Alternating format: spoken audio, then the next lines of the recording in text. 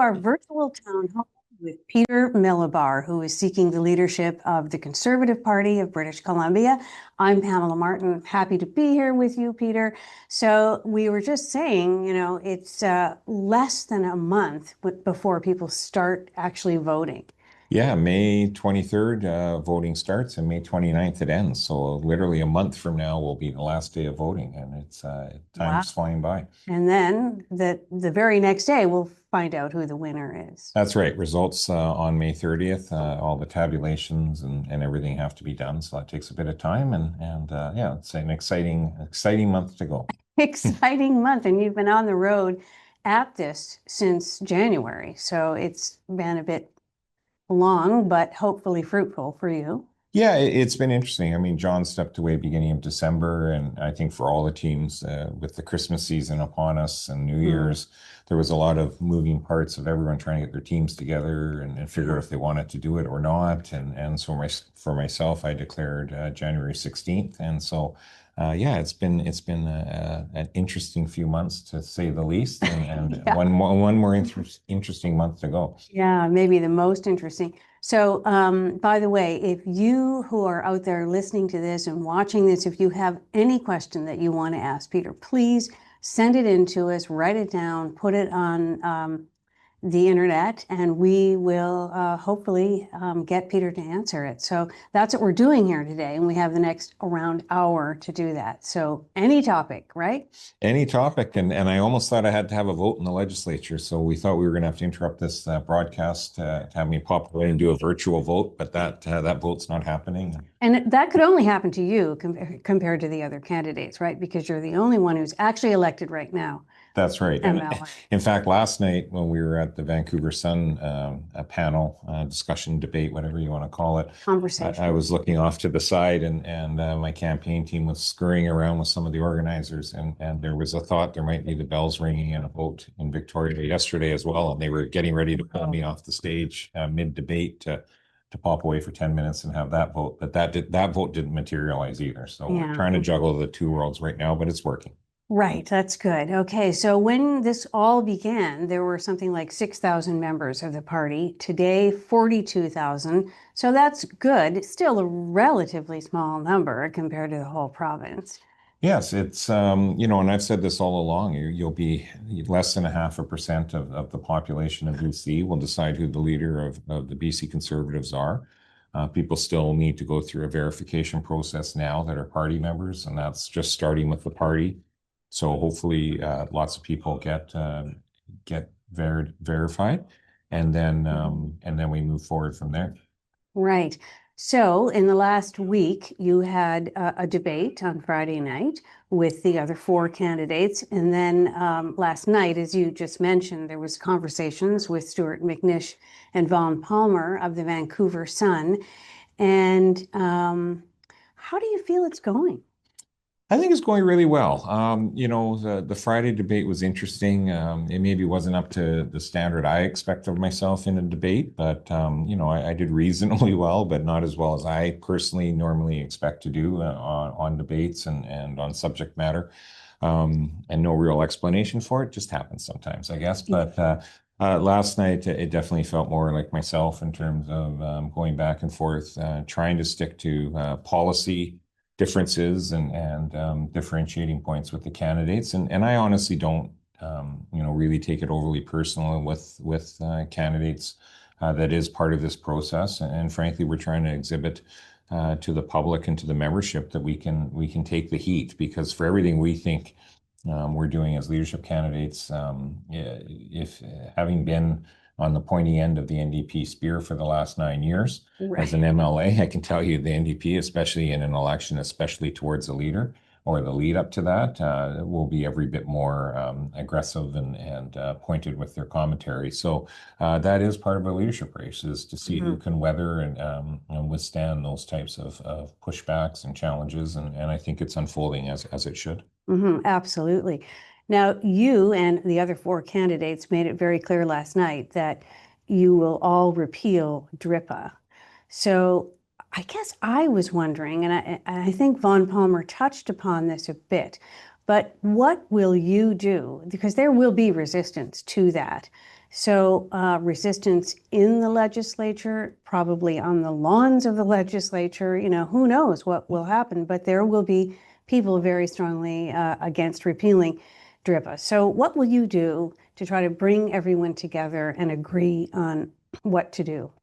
Yeah, I think that the tone and the tenor that we set on a repeal and on the days leading up to, the days after repeal, will really dictate, I think, that level of public disorder that may or may not happen. I fully accept that people have the right to protest and engage, and it's their right in Canada to do that on any issue and any topic.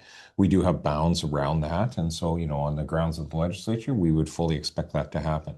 Blocking projects and stopping work from happening, especially if there's court injunctions saying that the work is allowed to continue, that's a different conversation at that point. And so it's really around making sure that we're actually trying to reset as quickly as possible and rebuild the trust with Indigenous leaders. That as a government, I would certainly be intending and still operating in good faith, still respecting constitutional rights and constitutional obligations. So to me, it's not about stripping away constitutional rights from Indigenous peoples. It's about saying, look, we were getting projects approved, we were getting things moving as a province, Indigenous, non-Indigenous project resource development pre-DRIPA. We can again. We need to recognize though that this is a flashpoint of just not working. It's a piece of legislation that was brought in as well-intentioned as it may have been. It's not working. And so we have to acknowledge that, and we have to say, okay, what is a different way forward to still accomplish having a growing economy that benefits Indigenous and non-Indigenous British Columbians? I mean, at one point you actually voted for DRIPA. I did. 2019. Again, we were under the impression that DRIPA would not have the impact, the force, the effect, the questions that were being asked by lawyers in our caucus at the time of the government. It said to us, okay, we can give this the benefit of the doubt and see if it's a way forward. It became very clear shortly after that it wasn't going to be the way forward, and it's been a slow progression ever since then, especially from 2021 when the Premier, then the Attorney General, brought forward the Interpretation Act changes, which very much only gave us 14 minutes of debate time, and they cut off the vote and said it's deemed to be passed.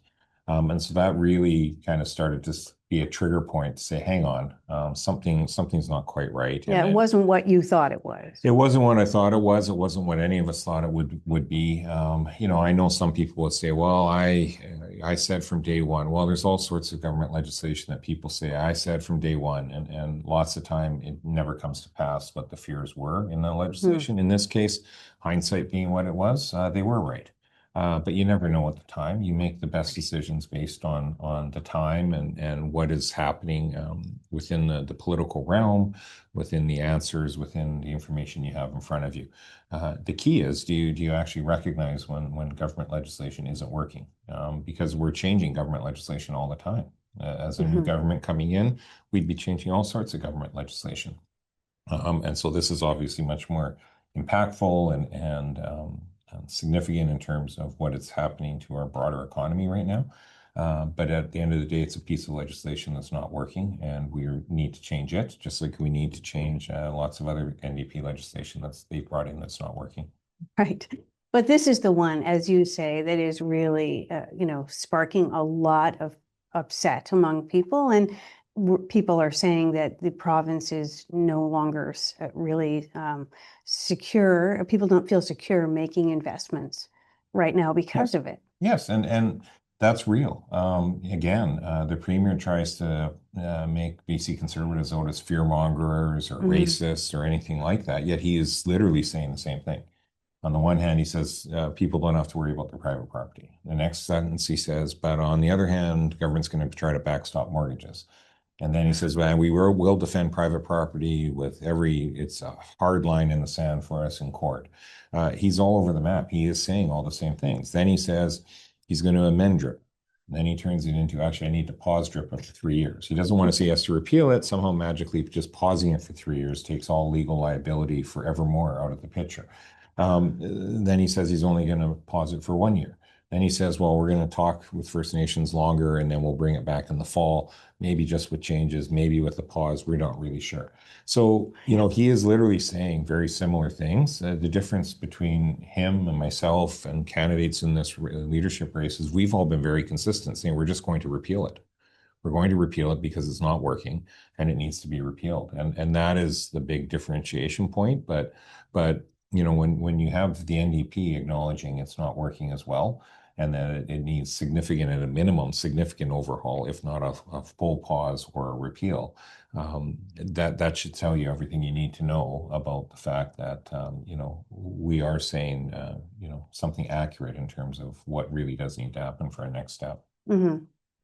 All right. Well, speaking of NDP legislation, there is a very controversial new housing targets legislation that's being imposed upon municipalities, as you know. We have a question from Linda Bonenfant, who says that no one has yet addressed the housing targets that the NDP has forced upon municipalities. Those targets, well-intended, have unintended consequences, again, like DRIPA. What will you do on this matter? Will you leave it as it is, or will you rescind it, or what will you do? Yeah, I think we have to be real about how many times the NDP has brought in what I consider to be very performative legislation, and the targets, the housing targets, I would classify in that. So even with Bill 44, which is where they allow fourplexes and sixplexes, we're seeing the mess that's creating in Burnaby, in other cities around the province right now, and it's coming to a city near you, folks. So keep your eyes open for that.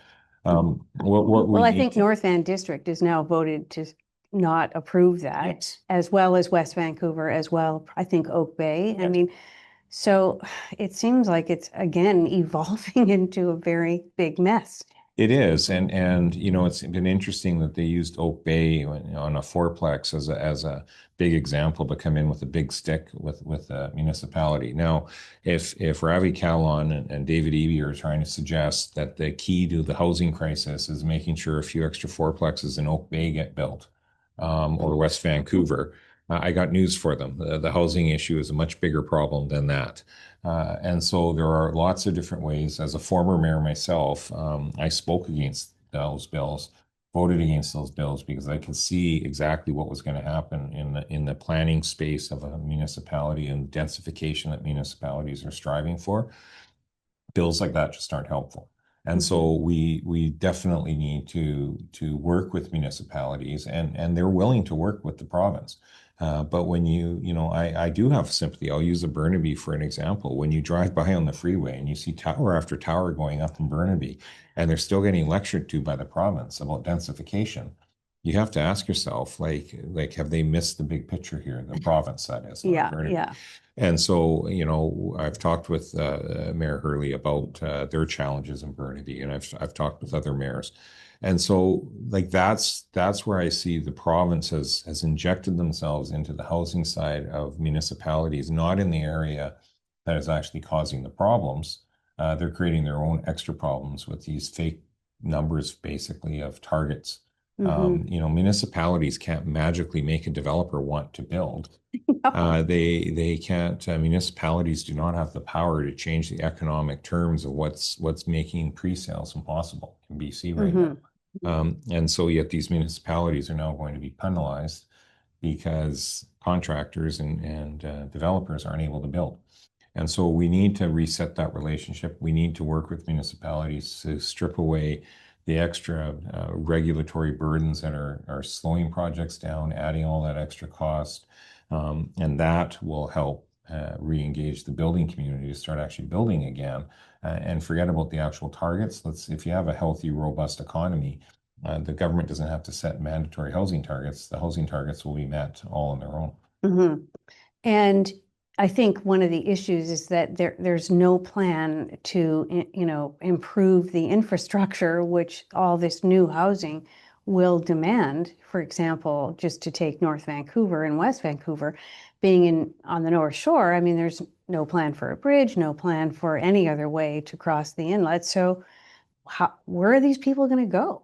there's gridlock already. Oh yeah, and this is the disconnect. And so you have a premier that, let's face it, he's done it with DRIPA. He keeps changing his position, and he's essentially at a he's recognized it needs to be repealed, but he's trying to pause it long enough that he knows he'll probably never still be the premier when that day comes, Right. and then leave it to the next premier to repeal what he knows needs to be repealed.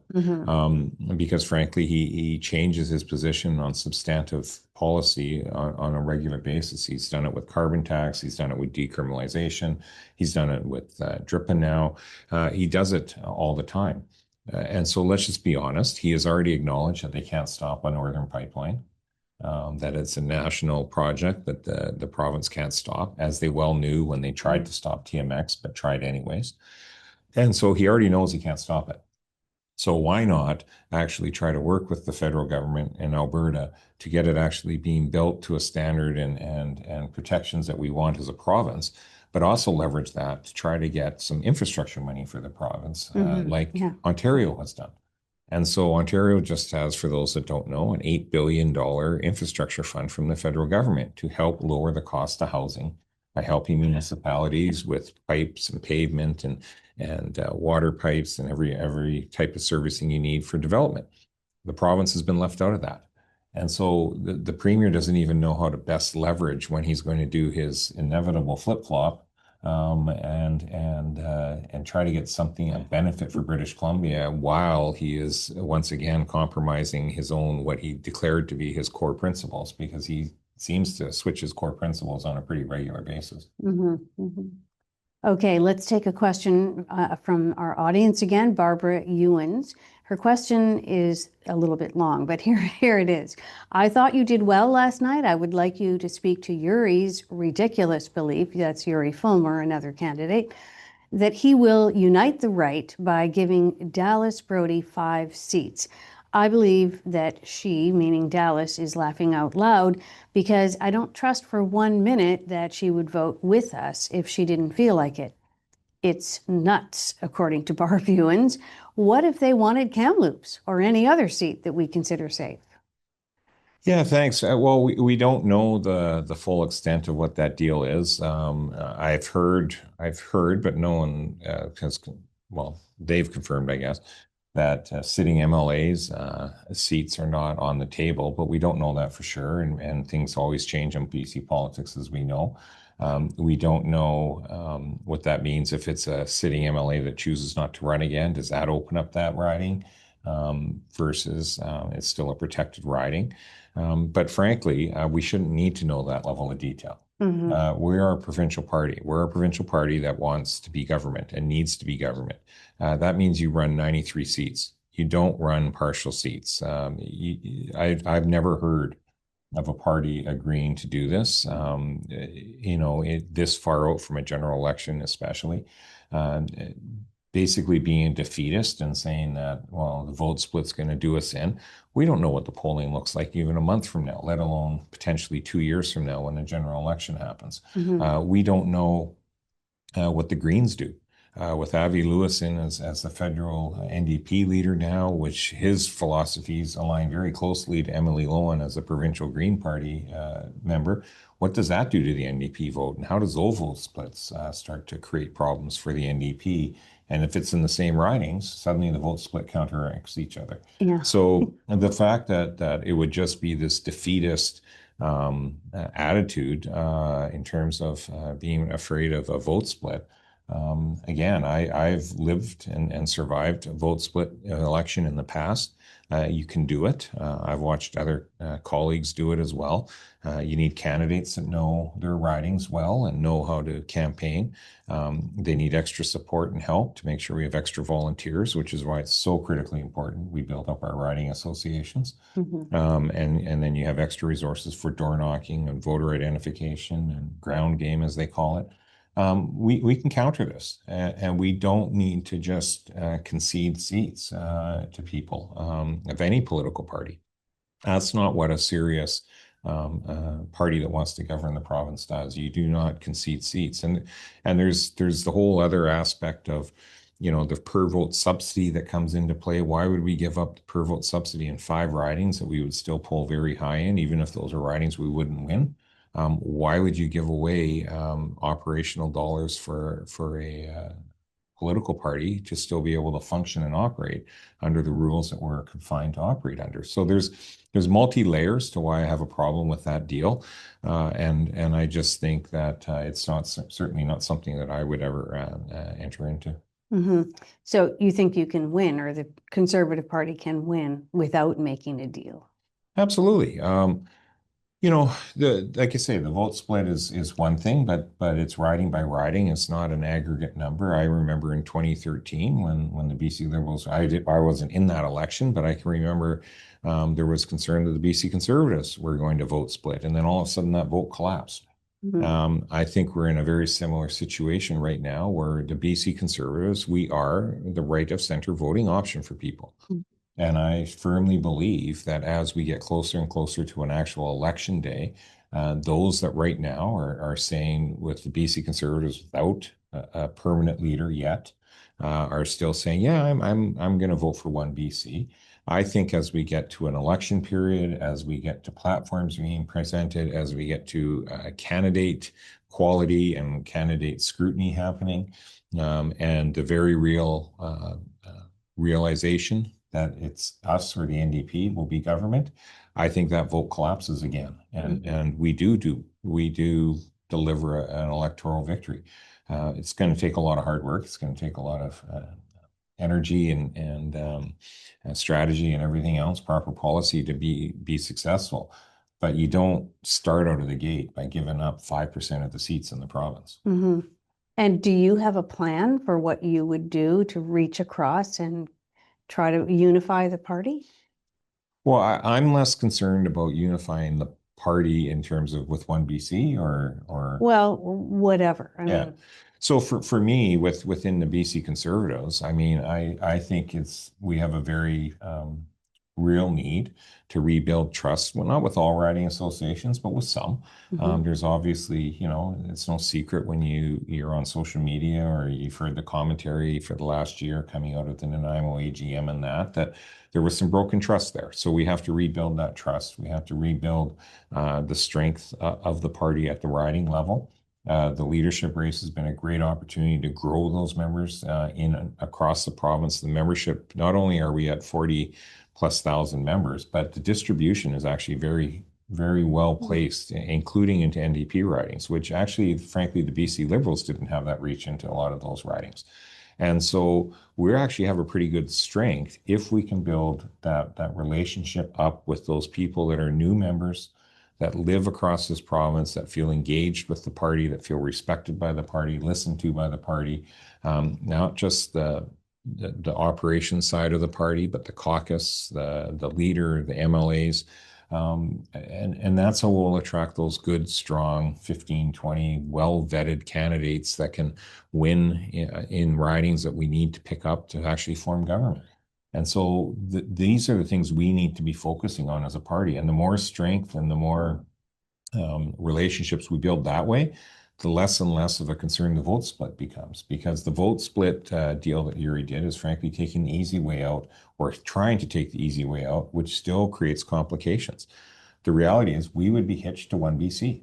mhm, The NDP will brand us as one and the same. And anything that one BC candidate says, even if it's only five of them, we will wear as a party. mhm. And why would you hitch yourself to commentary on candidates and ridings you don't even know, of candidates you don't even know, that could be very questionable statements or comments. And so I've seen that just the last few days when Tara Armstrong was quoting Mhm. Nazi doctrine or phrasing in the legislature, right? Mhm. We saw Carrie Lynn Finley struggle with that question around and having said, well, I can't be responsible for what people say. Well, if you're in the same party, you kind of are. We all wear it, and Ms. Finley knows that. Mhm. And so that's why you have to be very careful about candidate selection and why hitching yourself to another party is a very high stakes political risk, especially this far out from an election. Right. I think that's a very good point. In 2 years, a lot can happen. So I'll take another question from our viewers. It's from Tracy Cliff. She says, Peter, seniors in BC with this NDP in power feel more and more disenfranchised in our housing, our healthcare, and benefits under the NDP government. Most of BC's affordable housing subsidies are in unsuitable, inadequate housing, particularly most of the housing under the management of BC Housing. Most feel there's no oversight with the Crown Corporation, where tenants have little rights to argue when they're not acting in a fair, transparent, and accountable manner. How do you propose, or what do you propose to do to allow tenants' voices to be heard?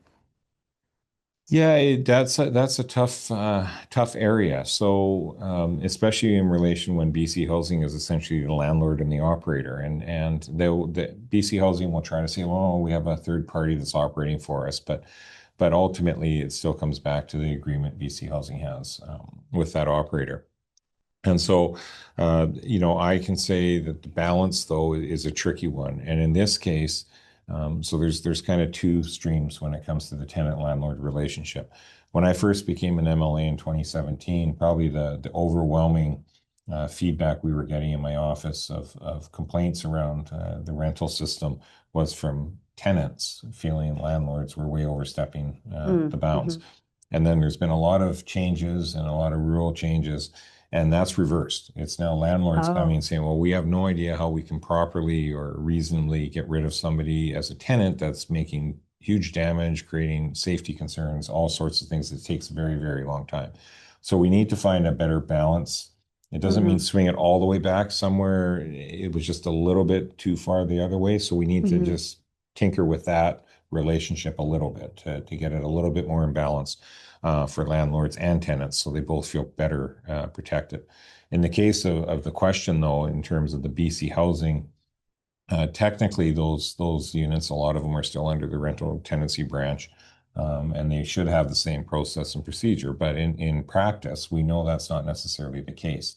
And so we know that especially more marginalized tenants that are in subsidized housing, when there's not another easy to move to location, can feel like, well, if I complain about the person next door, I'm going to suddenly be the target of being evicted, and I got nowhere to go. There's no other subsidized housing for me to get to. So I think we have to be alive to that their situation is a little bit different than your typical tenant and landlord relationship. And frankly, BC Housing is a mess. We have to face the facts there that probably well-meaning people, and they can only do within the framework that the government sets out for them to operate under. But it has turned into a complete mess over the last 5, 6 years. And we need to actually do a complete revamp of BC Housing. And I think part of the frustration people are starting to convey as well is that, back in 2017 when the NDP first came in, the expectation when they were talking about government building all this extra housing was that, that blue collar, lower income employed person would be part of it. That lower middle income person would actually have easier access to safer, better housing than they currently have. And instead, what they've seen is tons of supportive housing being built and not really a whole lot of government resources going into trying to help the quote unquote working poor. And I think that's where people are finally getting frustrated. They're saying, look, I don't make a ton of money. I pay my taxes.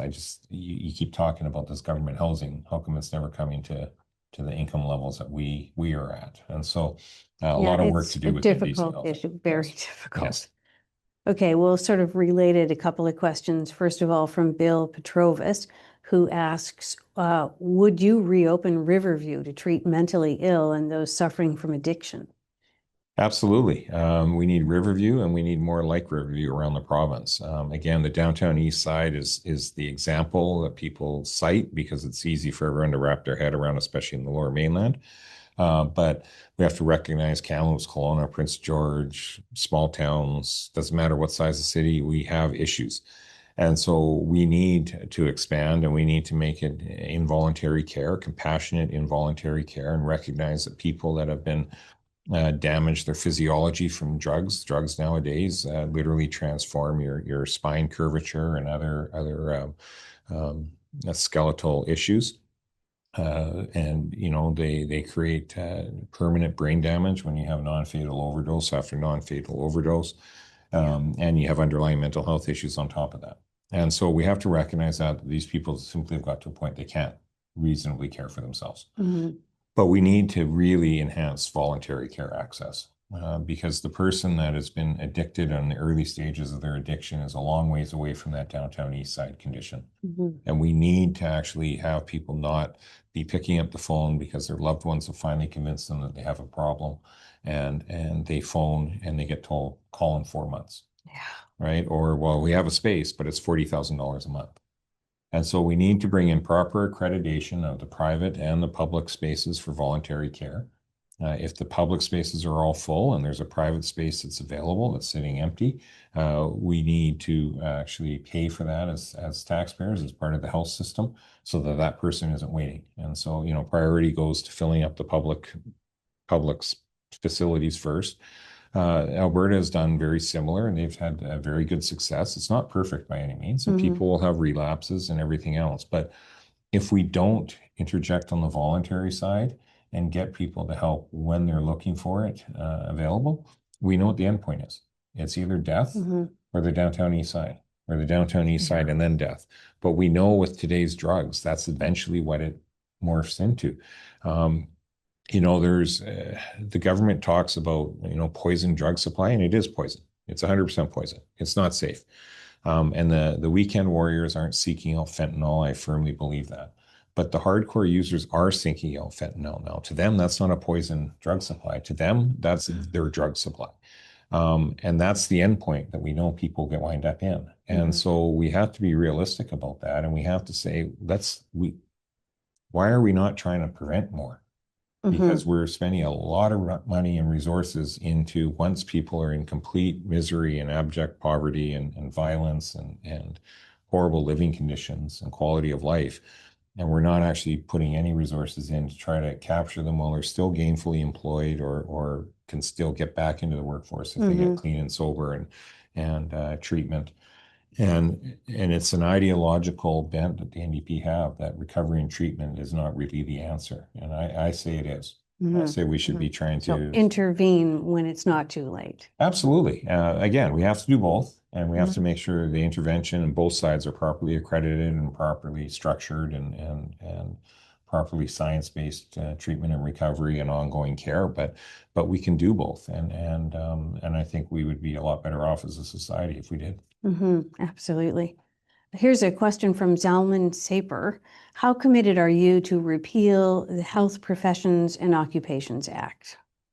Thank you. Well, I get asked about my voting record on DRIPA, so I might as well talk about my voting record on a lot of things, because I'm the only one in this race that has a voting record. Right. And so, it makes it an interesting conversation on the debate stage. But I voted against the HPOA. I voted against Bill 36 when it came forward. Again, a big, big piece of legislation that the NDP, there's what's called committee stage in the legislature, and that's where you can ask clause by clause, what's the government's intention on this clause, and then the next clause, and the next clause. And that's important so that people understand what the intent of the bill is, but also if there's legal action about a new piece of legislation, the courts will rely on that answer as well. So in this case, it's 600 and some clauses, that bill. We only got through 200. They then closed off debate and said, we're done. It's deemed to be passed. We're out of time. We want to get on holidays. And so we don't know what those other 400 clauses were in terms of intent that the government meant by them. We came back the next session and we said, look, fine, it's passed, even though we voted against it, you passed it.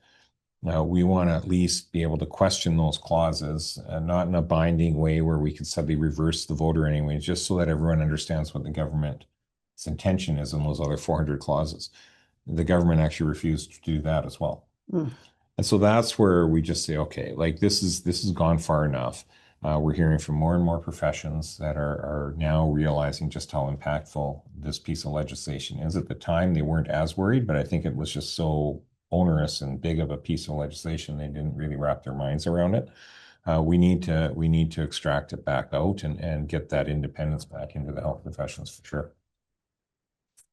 Okay, thank you. Well, I have another question from Scott Hamilton. He says, "Hi, Peter. I think you might know him. Many people have spoken about your relationship regarding family ties with Kamloops First Nations. Could you please take a moment to explain your stance with respect to how you would handle issues when it comes to UNDRIP and all of the legislation that is tied to it?" Yep, absolutely, and thanks for that, Scott. Yeah, I've made no secret about the fact my wife's Indigenous. I met her and we were married in 1993. We have three grown children together. And so, her nation is from the Yukon in Dawson City, Yukon area, and has nothing to do with British Columbia whatsoever when it comes to DRIPA or anything of that sort. I do have a son-in-law that is a Tecumloops member, and I've also made no secret about that. Anyone that does a Hansard search would find that out as well. And so again, that has no bearing on my belief. There are Indigenous leaders across this province and across this country that also agree that DRIPA and UNDRIP were mistakes and have set reconciliation back.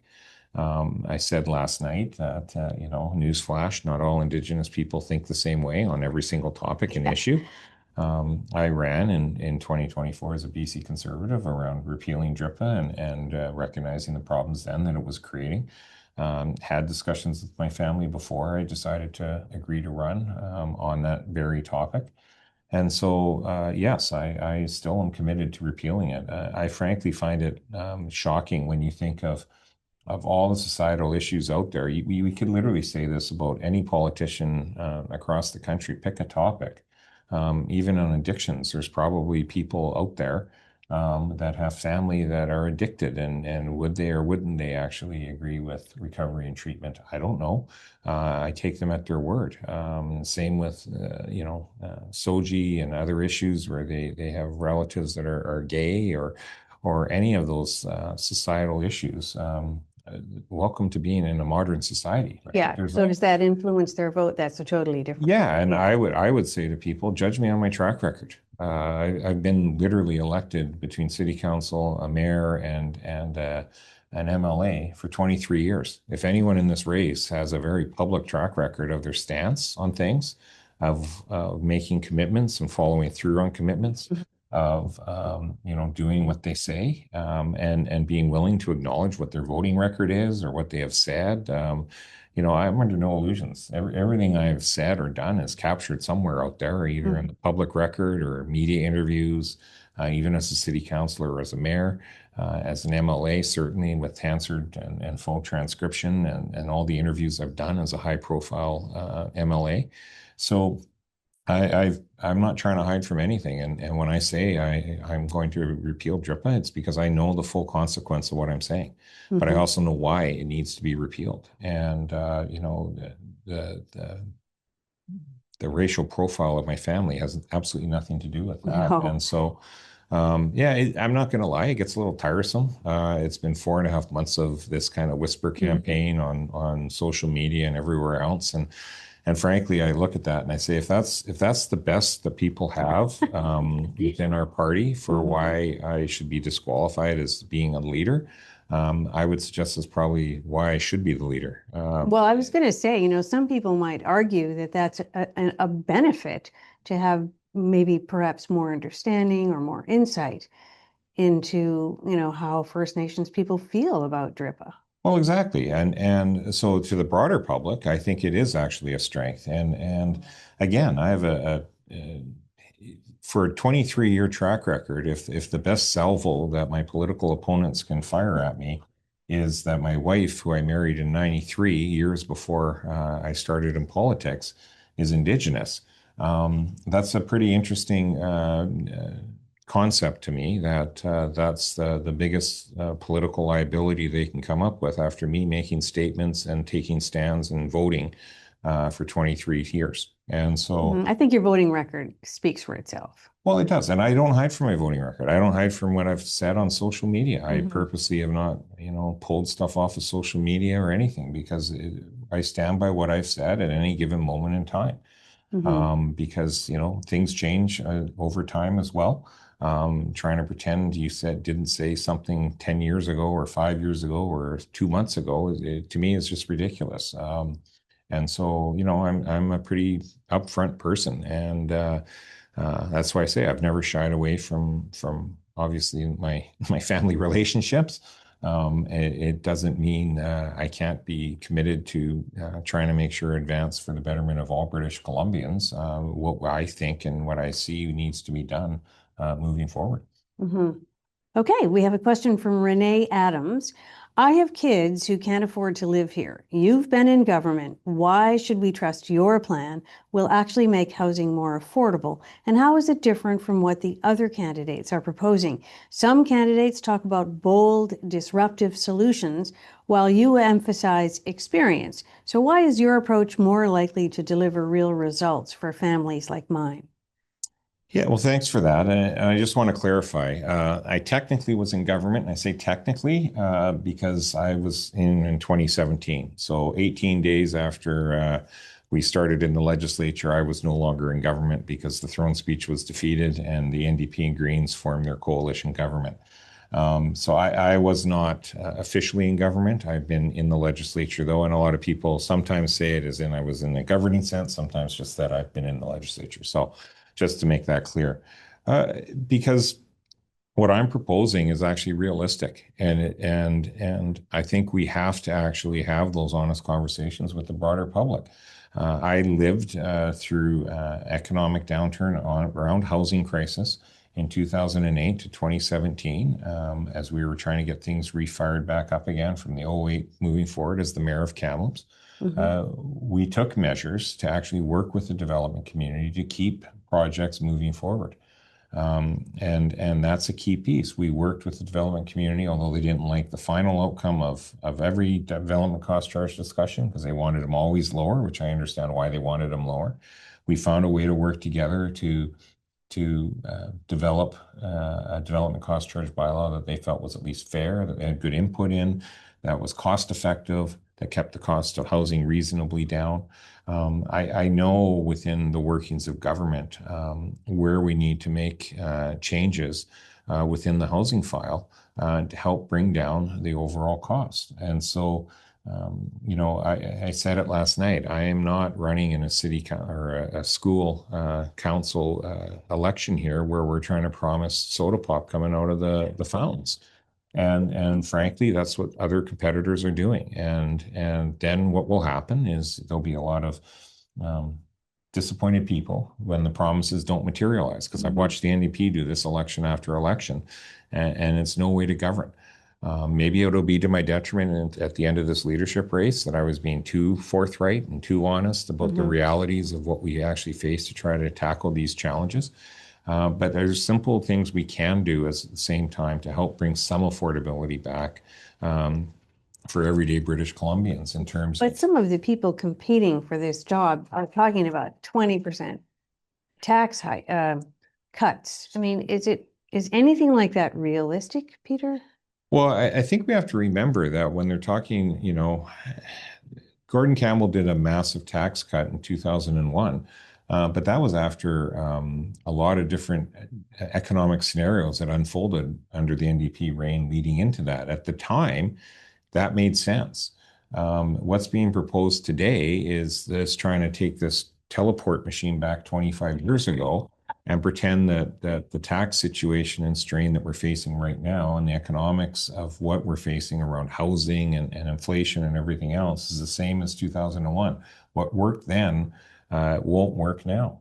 And so we have to be mindful of that. We need job creators to actually start creating jobs and not the government creating jobs.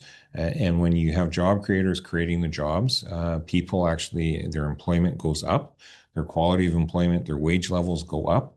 They're able to afford more things. Productivity goes up, which is a good thing in terms of how much you wind up getting paid. And so it actually does lift all boats. And so We have to be realistic around that. We have to know that this is going to be a multi-year uh, process, but there are things we can do that aren't billions of dollars, but actually would help, everyday British Columbians with their cost pressures. We've seen the NDP fail miserably at childcare. We need to restructure childcare with the dollars that are there. There's significant dollars in childcare now, and get more income testing back into it. Right now, it's like a lottery, and you can have somebody with a very high income literally living right next door to somebody and that doesn't. And the one with the high income has the $10 a day childcare space, and the other person that can't afford anything, barely can afford the $10 a day, doesn't have access to it. So we need to start recalibrating some of these programs so that there's more fairness, and that so those that are struggling actually do get further ahead. I mean, when you have a gallon of milk at $6 and you have a pound of ground beef at $10 now, I mean, hamburger helper has become a luxury for a lot of households. It shouldn't be that way. And so we need to recognize that. And there are some lower cost tax breaks we could do that would actually impact those income levels much more significantly than just saying, well, a 20% tax cut. If you're low income, a 20% tax cut doesn't do a whole heck of a lot to you because you're already not paying a huge amount in tax. And so, we have to be real about that. We do have to fund the services people require. We do need some fundamental tax changes, absolutely. But we have to do it in a way, because of the fiscal mess that EB has created for us, that we can actually still afford schools and hospitals and provide the services people rely on at the same time. But are there things that in government that could be cut back to make savings? Oh, absolutely, there is. And so, that's what that was telling last night when I said, find a 3 or 4% efficiencies in government, which creates $3 or $4 billion. This is not insignificant dollars that we're trying to find. And Mr. Fomer and Black said I wasn't being bold enough and I wasn't being aggressive enough. And in business, they would do this or that. Well, it shows that A, Mr. Black hasn't been in government for a very long time, and B, that Mr. Fomer has never been in government, because governments should run business like, but we're not running businesses. We don't run for-profit hospitals. We run hospitals that the taxpayers fund, and schools that the taxpayers fund, and all of the services. And so it has to be run very efficiently, very business-like. But we have to remember we're delivering a public good most times at no cost out of pocket other than your property or your income taxes. And so that's the mindset that we have to be in, and recognize that even a 4% cut, when you layer on a 2% tax increase, that's really getting closer to a 2% wage increase to the public sector. You're really starting to get in that 5-6% range. Like it starts to be pretty monumental, and it sounds very good on a stage, and I don't fault them. I actually don't. I think they're being honest and sincere in their own right in bringing forward what they're bringing forward. But I, in good conscience, as the finance critic for the last 4 years, as an MLA for the last 9 years, and as a former mayor, knowing what goes into budgeting and how hard it is to actually make significant programming cuts and changes, can't in good conscience sit on a stage or talk to people like tonight and say that I would do the same, because I know it's just not a deliverable you can do. And I would much prefer to campaign and talk to the membership in a very honest, direct way about what is achievable, what will still get us to the end results we actually need, which will still be substantive change to the overall system, find efficiencies that we need to find, get our economy firing, all of those things that we need. But if we do it in an upfront way, we will form government and we will be able to deliver for the people. But just promising on the one hand to cut taxes like no one's ever seen before, and then turn around and saying at the same time we're going to ramp up spending on infrastructure and we're going to do all of these other great things. Yeah, it's not realistic. People aren't stupid. They know, and that's why I said last night that plan is a $25 billion deficit. That is simply impossible to come back from. But do you have a plan for cutting back and restructuring, decreasing expenditures, increasing revenues? Yeah, absolutely. And so that's again, finding those efficiencies, finding those overlaps. Again, last night when they were talking about, well, if we did this, we'd find 10 million here and 50 million there. Well, I'm talking about finding 4 billion and they're telling me that I'm being incremental. It takes a lot of $10 million programs to find 4 billion. Mhm. And so we have to be mindful of that. But what I've been saying is you find the $4 billion of efficiencies, which is again about 4% of overall expenditures. You find those efficiencies and then you actually use a lot of those savings to actually do the tax cuts that would help regular everyday British Columbians. You can do things like restructure the luxury tax for vehicles so that people buying a standard F-150 or a standard minivan would not be triggering luxury tax. So you could move that from 55,000 to 75,000. And that would actually make the cost of automobiles a little more affordable to the average person just trying to buy an average vehicle. You could remove the PST off of used cars under $20,000, as I've tried to do multiple years in a row, and the government refuses. So that people just trying to buy a reliable used vehicle to get around, most of them are in that $5,000-6,000 range, aren't being triggered with a whole bunch of extra tax. We could actually look at removing the cost of the PST that we're layering on for businesses so that they don't have to keep increasing the price at the grocery store because they're now paying tax not only on their accountants, but on their bookkeepers and also on their security guards that they need in the store. That all comes onto the grocery bill. So there are taxes we can cut that way. That would bring real affordability back to people that haven't been layered on and use the remaining tax savings to actually invigorate those job creators out there by getting rid of the PST on new equipment coming in so that people can expand, people can modernize, people can make their workplace a place that their workforce feels like there's expansion, there's growth, there's hope for me, there's promotions available. I actually can get ahead. I'm going to get a better raise because I'm going to get a promotion. Instead of, wow, we're downsizing yet again. They're going to close another branch office. Maybe we should be looking at moving to Alberta. Get out As before we know, everyone else. lots of people have. Yes, yes. And so that's the mindset we need to change. And that's how you leverage those dollars to actually get that growth. And I would be instructing cabinet, like we would budget as the Economic Forecast Council suggests in terms of what the GDP growth reasonably would be in BC. You budget for that. And I would instruct cabinet to make sure that they figure out a way to make that GDP growth 50% higher than what's on there. What that means to people at home, that means that their wages have gone up. That means there's more employment. That means that that reinvestment that we've done with the PST is actually paying us back and we're actually exceeding revenue expectations, not because we're taxing people more individually. It's because the economy as a whole has grown and we're still collecting tax off of that growth as opposed to just hammering away. But we lost 40,000 jobs in the last 2 months. And I would suggest to you, most people of those 40,000 would prefer to actually have a job than a income tax cut when they have no income coming in. And so Good point. we need to actually get people having incomes. And the rest will, we'll keep hammering away on the spending discipline at the same time. And that's how we'll claw our way back to a balanced budget. Okay, so speaking about government services, we do have a question from Cam Allen. He says, what are your thoughts on private healthcare as an enhancement to the public healthcare system, giving options for people and taking some of the load off of the public system? Would you allow some privatization? Well, I think we have to push the envelope on the Canada Health Act. We have to recognize that we have to operate under that, and Quebec's its own beast when it comes to the Canada Health Act. So we won't use them as the example, but I do think there's ways that we can try to relieve some of the pressure in our hospitals with especially elective procedures that are still being forced to be done in there. And I admittedly don't have the finite numbers on this because it's very tough when you're not in government to get detailed numbers out of the Ministry of Health.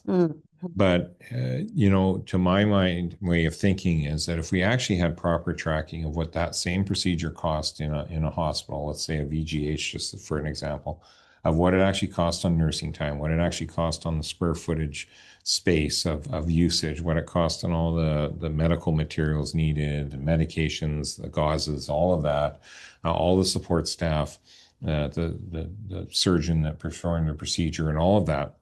Again, things that are deemed to be elective under the Canada Health Act, but still taking up space and time in the hospital. I'm willing to bet that if we said to operators that are allowed to do this offsite, that look, it's costing us, just use a number, $10,000 to do it in the hospital setting. If we paid $7,000 as taxpayers, would you do those procedures in your offsite Mhm. office? And the taxpayer is still paying for it. You're not reaching into your pocket. Mhm. But it's a way to generate more capacity, more volume in the system, free up those operating rooms for things like hips and knees that aren't elective, that are being backed up because there's only so much operating time in so many rooms.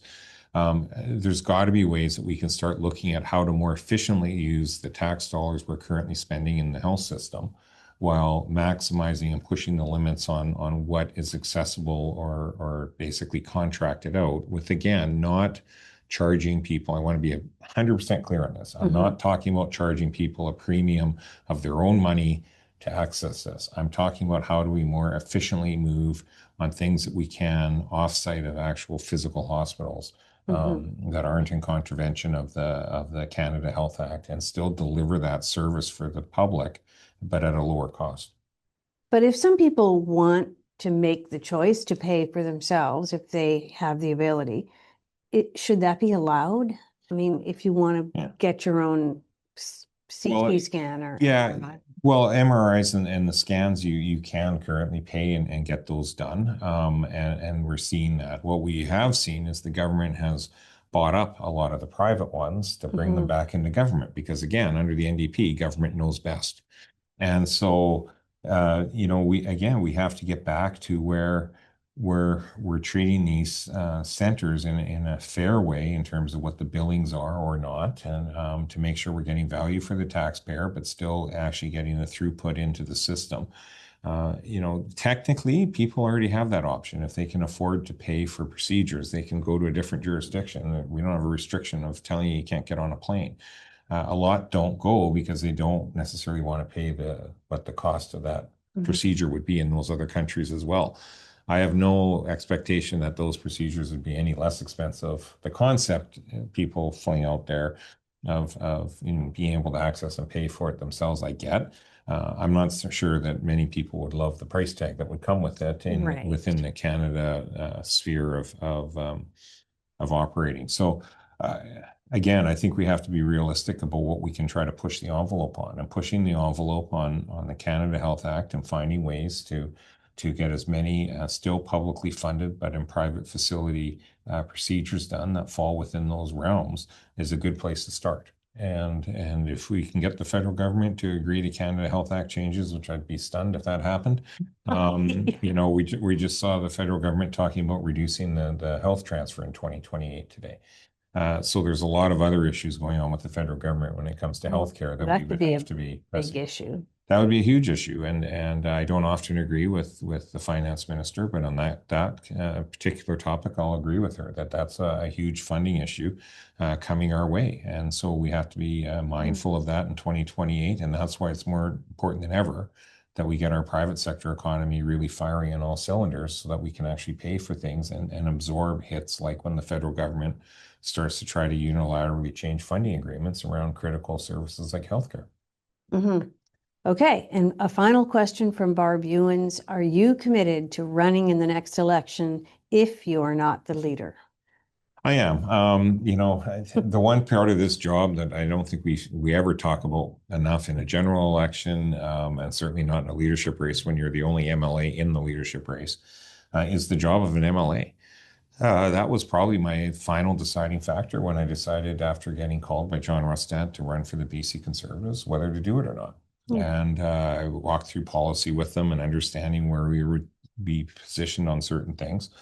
And then when I was contemplating whether I still wanted to run, it wasn't anything to do with ideology. It was around realizing I actually love the job of an MLA. I like getting results for constituents. I like getting results for my city in general. Mhm. I know when I go by projects or I go by things that I don't need a plaque on it. I just know that I had a part in getting something approved and pushed through government, even in opposition. I know the constituents I've helped on a one-on-one basis, either myself or my staff, that have been able to push with a minister of this or that to get a very personalized, I need a class one driver's test or I'm going to lose the job that's been sitting waiting for me and they're backlogged, and able to get them an expedited driver's test so they can actually stay employed and have a job. Those types of situations are maybe on the grand picture of things, not impactful to that one individual life or that family, very impactful. And Yeah. so that's the part of the job that we don't talk about in the public realm. The big policy issues come and go. We never thought we'd have a tariff war 2 years ago. We do. So you have to adjust, you have to adapt, and we should be trying to figure out which leader actually has the skills and the temperament and the mindset that can actually thought process to deal with issues as they come up, because there are always going to be different issues coming up. But then there's those core underlying pieces of the work that should be driving you in general, because the bigger policy, the bigger direction pieces, that trickles down literally to an individual basis, as we heard about, tenant issues today, or like a lot of the issues you've asked about today are issues that literally come in by email to myself or other MLAs on a daily basis. Yeah, I'm sure you are asked to do all kinds of things, or intervene or help people. And you have to be a certain kind of person who loves to be able to help other people, which obviously you are.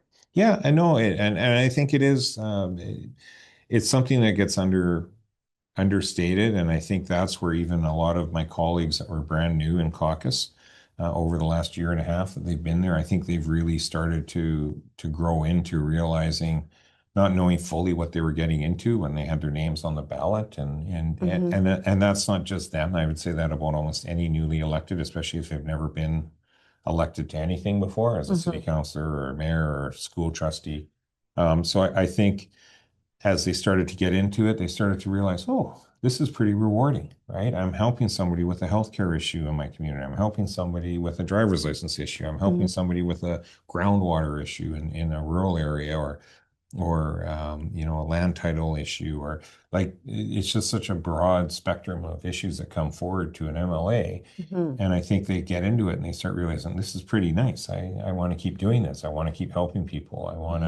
I'm getting, you're out of that echo chamber of Twitter all of a sudden, because you're not just a private resident, a private citizen on Twitter. You're an MLA with a public inbox of emails coming in of people with everyday real struggles asking you for help. And you start to realize, okay, we got to focus on more than just whatever kind of first got me driven into politics in the first place. Because we all get driven in by a topic or two at any level of politics. And then you get into it and you start realizing just how wide the need and the issues are for people in their daily lives. Well, yeah, and like your whole constituency is relying on you to help them. So yes, that's amazing, amazing. Thank you for doing that. And thank you for being here today. You've been talking for over an hour. So I think we'll let you rest your voice for a little bit, Peter, but thank you also to the hundreds of people who have joined us here, and our apologies for not getting to all of your questions. But there will be more virtual town halls. So keep that question in mind. To make Peter our next leader and the premier, of course, we need you as a party member to vote. For members, you will need to complete the online verification process in advance of the vote. The process has started this week, and you should have received an email from the party with instructions on how to do that. So voting will take place in the final week of May. The winner announced on May 30th. So thanks for joining us. Good afternoon. thanks, everyone.